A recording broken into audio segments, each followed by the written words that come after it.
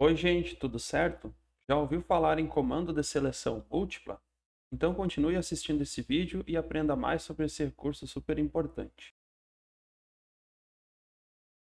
Oi, gente, tudo bem com vocês? Espero que sim. Neste vídeo de hoje a gente vai falar um pouquinho sobre comando de seleção múltipla em C++. Vamos lá.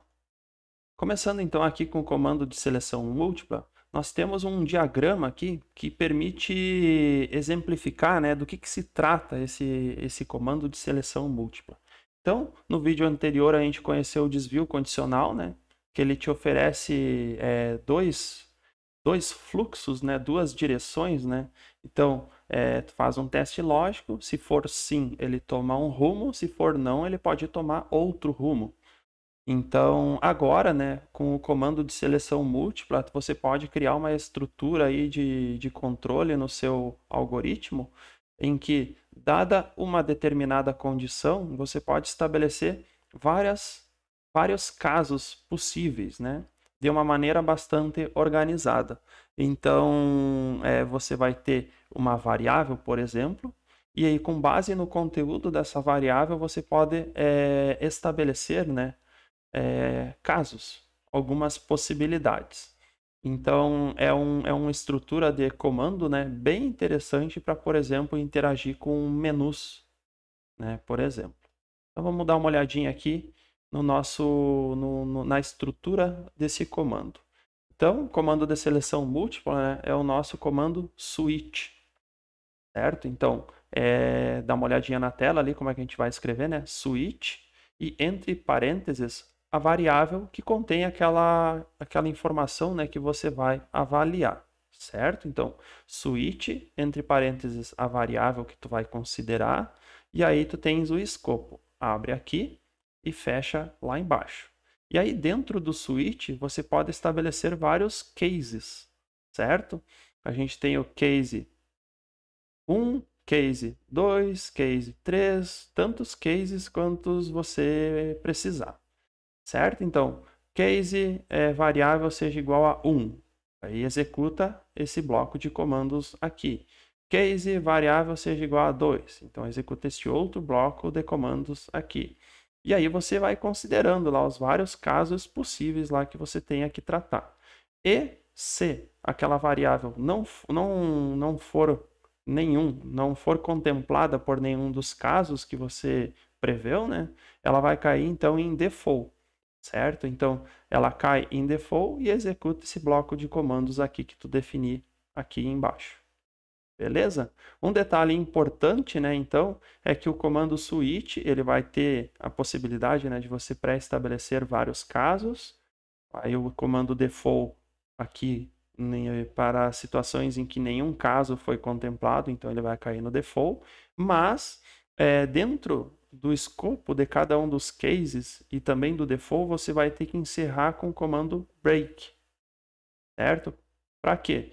Para que quando a execução, né, do teu código entrar dentro de switch e cair dentro de um case, por exemplo, ele execute os comandos dentro do escopo daquele case e então receba esse break para quê? Para que ele então ignore todo o resto do conteúdo aqui do comando switch. Beleza? Então esse comando break diz assim: beleza, tu já executou tudo que tu tinha que executar, agora break para ti. Salta lá para depois do comando switch e aí segue a execução do programa. Show? Então, esquecer esses break aqui em cada uma dos cases ou mesmo do default é um errinho bastante comum, infelizmente, né, para quem está iniciando aí no estudo de programação em C++. Então, não esqueçam de incluir o break no final dos cases e no final do default do seu comando switch. Aqui ao lado nós temos um exemplo, então, ó. Imagina que você tem um código-fonte, né, em que você recebe a nota de um aluno. E essa nota é uma variável do tipo char, por exemplo. Uma variável do tipo char, ela é capaz de armazenar uma única letra, um único caractere, né, dentro dela. Então, na variável nota, a gente está guardando, armazenando uma letra, referente à menção lá do aluno. E aí, aqui no nosso código, a gente tem lá, ó, case A faz alguma coisa e break. case e faz outra coisa e break. E depois nós temos o default, que é para situações em que nota não é nem A e nem E, daí ele vai cair em default, e aí faça aquilo que está lá e depois break para encerrar. Show de bola? Então é assim que a gente trabalha, né, com o comando switch. A gente vai ter a variável lá em cima e aí case conteúdo. A gente não precisa escrever nota igual a, por exemplo. Não, a gente só coloca o conteúdo. Switch nota e aqui o conteúdo. Como é um conteúdo textual, a gente coloca entre aspas. Se for um conteúdo numérico, apenas um número e deu. Beleza? A gente não coloca teste lógico aqui, por exemplo, nota igual a 5, nota maior que 7, nota diferente de x. Não, não vai teste lógico dentro de switch. Nos cases, né, do switch, não vai. Vai apenas a informação atômica ali, certo? Comparando então o nosso desvio condicional composto, que a gente viu no vídeo anterior, né, com o que a gente viu agora, que é o comando switch, a gente poderia aqui dizer que o else do desvio condicional composto, ele é de certa forma parecido, né, com o default do switch. Se a gente pegar aqui no if, né, a gente faz o teste e quando o teste der falso, né, ele vai executar o quê? Vai executar o else, né? E aqui no switch é o seguinte, quando a nossa variável não for contemplada por nenhum dos casos, ela vai cair na vala comum, né? A vala comum, no caso, o default. Então, a gente pode dizer aí que o default e o else têm alguma similaridade, né?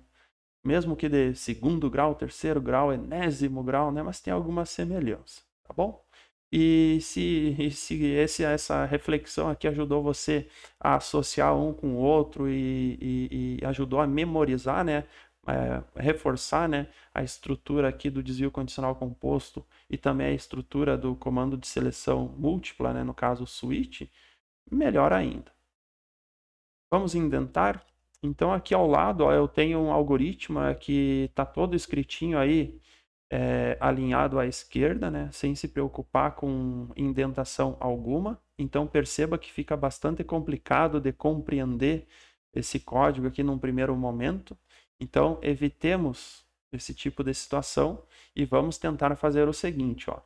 Lembrando, começa com todo esse conteúdo aqui alinhado à esquerda, os include, o namespace, o método principal, todinho alinhado à esquerda. Depois a gente desloca para a direita o conteúdo que está sendo exibido na tela aqui, por exemplo. E quando tu estiver trabalhando com switch, com o comando switch, o que, que você vai fazer? Você vai deslocar os case e o default para a direita também, como a gente está fazendo aqui. Perceba, ó, todos eles estão deslocados para a direita em relação ao switch. E, finalmente, né, o escopo de cada um dos cases também deslocados para a direita. E aí, dessa forma, a gente consegue ver, por exemplo, como é que eu faço para executar esse break aqui. Ah, esse break está dentro do case A, que está dentro do switch, que está dentro do int main. Certo? Então, você consegue ver toda essa árvore hierárquica aqui de maneira mais facilitada quando você, então, usa esses espaços, né? Ou seja, você aplica as técnicas de indentação de maneira apropriada. Show de bola? E para a gente praticar, então, o que nós vimos até agora, temos aqui um exercício. Desenvolva um programa em C que permita que o usuário escolha uma das opções do menu a seguir e então seja capaz de exibir na tela o nome do torcedor daquele time. E aí temos aqui, né? Torcedor do Internacional, torcedor do Grêmio, torcedor do Coritiba e sair do programa. Então, a gente vai ter que imprimir esse menu na tela, o usuário deve ser capaz de escolher uma das opções e o nosso programa, então, deve dizer aí, me exibir na tela, né, o nome do torcedor daquele time, certo? Então, vamos lá para a nossa IDE e vamos tentar fazer esse exercício. Vou pedir aqui um algoritmo e vamos lá. Include IOStream using namespace std int main, abre, fecha parênteses. Show de bola. a gente vai ter que então imprimir aquele menu na tela e depois pedir para que o usuário digite uma das opções, né? Então a gente vai precisar de uma variável. Vou colocar aqui variável do tipo int, opção. E aí aqui eu vou então imprimir, né, na tela o menu. Então dei um endline ali para dar uma quebra de linha e colocar lá menu e pronto. E aí eu vou usar essa mesma estrutura aqui para montar o restante do menu, certo? Então vamos lá.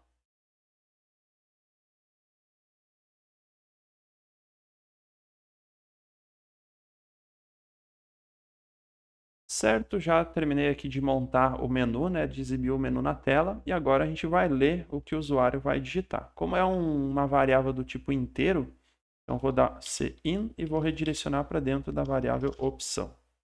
Simples assim. Antes de dar continuidade, vou dar uma olhadinha aqui. Temos acentuação aqui nessas mensagens de texto? Temos, né? Grêmio, opção. Então, aqui no comecinho, eu vou dar um set bloqueio. Certo? Show de bola. Vamos salvar este código aqui para não ter problema. 06 torcedores. Show de bola. Aqui, então, agora eu vou fazer a avaliação, né, dessas opções aqui. Eu tenho 4 opções aqui de menu, então eu tenho que considerar 4 possibilidades, né? E para isso, então, eu vou usar aqui um comando de seleção múltipla, né? No caso, switch. Beleza? O comando switch funciona mais ou menos assim: switch e a variável que você deseja analisar. E aí a gente abre aqui o escopo dele e a gente começa. Quantos casos eu vou ter que considerar aqui? 4 casos, né? Caso 1, 2, 3, 9. E se não for nenhum deles, eu tenho que considerar aqui os casos omissos, né? Ou casos não contemplados e mandar uma mensagenzinha de erro na tela do usuário. Então é isso que a gente vai fazer. Aqui dentro do switch eu vou fazer o quê? Aqui eu vou avaliar, né, o que tem dentro da variável opção. Então, se dentro da opção tiver o número 1, ou seja, case 1, o que eu vou fazer? Bom, se o usuário digitou 1, ele escolheu aquela primeira opção lá do menu, né? Então eu vou escrever aqui cout torcedor colorado, por exemplo. Algo assim. Então, quando o usuário digitar 1 dentro da variável opção, então vai ser armazenado o valor 1 e, portanto, aqui no switch ele vai cair no case 1. Vai ser impresso isso que vocês estão vendo na tela e depois eu dou um break para encerrar o switch. Porém, se o usuário digitar 2 e, portanto, eu tenho que fazer case 2, o que é para fazer? Ele vai dar um cout de quê? Torcedor gremista, por exemplo. Algo nesse sentido. E na sequência, não posso esquecer, né, de dar um break. Show? Se o usuário digitar 3, e portanto aqui dentro do switch eu tenho que fazer case 3. O que eu vou escrever na tela? Bom, posso escrever algo como, por exemplo, torcedor do Coxa. Dessa forma aqui. Certo? E não posso esquecer, né, do comando break na sequência. Se o usuário digitar 9 e, portanto, eu tenho que fazer case 9, o que eu vou ter que digitar? Tenho que digitar cout e mandar aqui uma mensagem de saudação, né? Obrigado, perdão, utilizar o nosso software. Só para não fechar o programa na cara do usuário, né, sem dar nenhuma mensagem para ele. Eu vou reduzir um pouquinho aqui o tamanho do código, segurei a tecla Ctrl e rodei a roda do mouse. E aí, então, o 9 eu já defini, né, sair do programa, faltou dar o break. E, finalmente, se o usuário não digitou nem 1, nem 2, nem 3, nem 9, ele digitou um outro número, outra informação que não está prevista, o que eu posso fazer? Eu uso o comando default. E aí eu digo o que para ele? Cout é opção inválida. Só para ele saber que ele digitou uma opção que não está prevista, né? E dá um break e pronto. Então temos aqui o nosso switch, né? com caso 1, caso 2, caso 3, caso 9 e o default para situações em que o que o usuário digitou não é nenhuma daquelas ali acima. A gente define então o que é para fazer em cada uma das situações, lembrando de usar o break no final, certo? E é isso aí. Aqui nos cases, ó, a gente não está usando aspas porque são dados numéricos, né? Uma variável do tipo inteiro, do tipo int, certo? Então, com isso a gente consegue aqui concluir este programa. Vamos ver se está rodando, né? Vou dar um F11 aqui. Compilou e rodou. Temos lá o menu na tela. Vou escolher a opção 1, torcedor colorado. Show de bola. Vou rodar novamente. Vou escolher a opção 2, torcedor gremista. Vou rodar novamente. Agora com a opção 3, torcedor do Coxa. Vou rodar novamente com a opção 9. Obrigado por utilizar o nosso software. Show de bola. E se eu rodar ele digitando uma opção que não existe, 45, por exemplo, opção inválida. Então, funcionou redondinho aqui nosso programa, né? Um menu de opções, comando switch, definido dessa forma aí que vocês estão vendo, e com aquela solução, né, para resolver os probleminhas de acentuação. Certo? Então, deixa eu salvar aqui esse código. E é isso aí. Obrigado por ter assistido esse vídeo até aqui e até a próxima.